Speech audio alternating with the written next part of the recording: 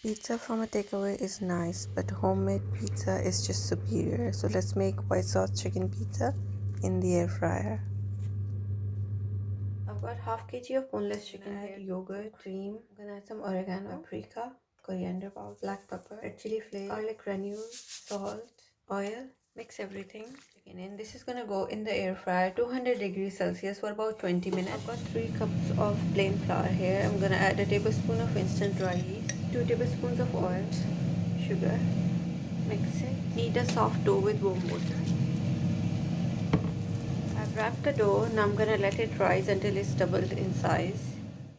Chicken is ready. And there's a little bit of oil. I've divided the dough into 4 portions. Take one portion. I'm just gonna stretch it out. I'm gonna take a baking paper and place the dough on it. I'm gonna put some mayonnaise here. Add some cheese, sliced onions. Egg wash the sides of the bread.